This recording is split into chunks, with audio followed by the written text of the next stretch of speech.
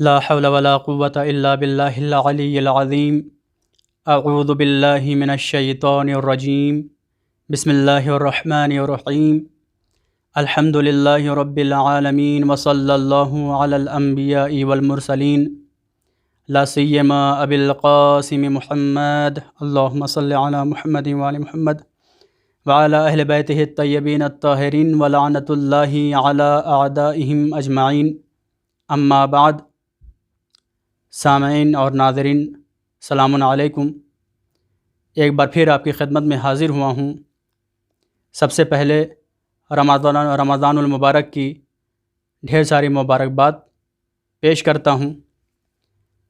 تو ناظرین، کل کے جلسے میں جو ہم لوگوں نے پڑھا اس کے اوپر ایک ہم ہلکا سا مرور کریں گے اور پھر آنے والے جلسے کی تمہید بیان کریں گے.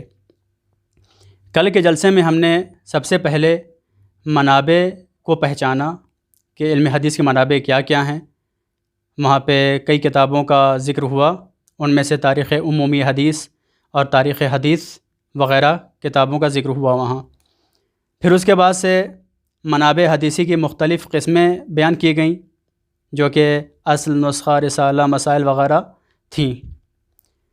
اور اس کے بعد تعریف جوامع کی جو تعریف کی گئی ہے، 3 تعریفیں کی گئی تھیں. پہلی تعریف صبحی صالح کی تعریف تھی. ان کا کہنا تھا کہ ابواب حدیثی جمع ہوں، جو کہ 8 ہیں: باب العقائد، باب الاحکام، رقاق وغیرہ.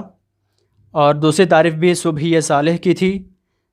کہنا تھا کہ ابواب فقہی یا حروف ہجائیہ، جو بھی کتاب ان 2 چیزوں میں سے کسی ایک کے اوپر مشتمل ہو اس کو جامع کہہ سکتے ہیں.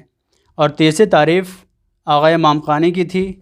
وہ کہتے ہیں کہ ابواب فقہی کے اوپر جو کتاب مرتب ہو اس کو جامع کہہ سکتے ہیں.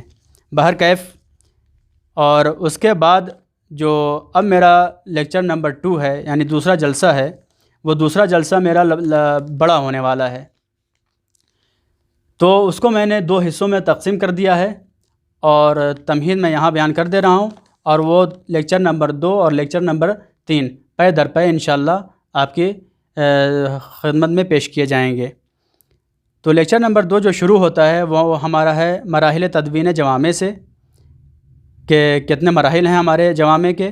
ان کے 3 مراحل ہیں: جوامع اولیہ، جوامع ثانویہ اور جو ہے جوامع متأخر. جوامع اولیہ میں نوادر حکمہ اور محاسن وغیرہ، اور جوامع ثانویہ یا جوامع متقدم کہہ لیجیے آپ، اس میں کتب اربع جو ہماری 4 کتابیں ہیں وہ آتی ہیں.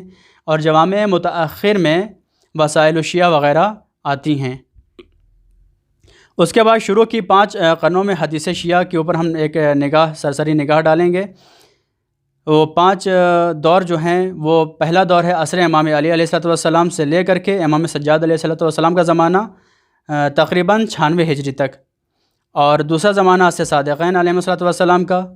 تیسرا زمانہ عصر امام ہفتم تا آغاز غیبت صغریٰ.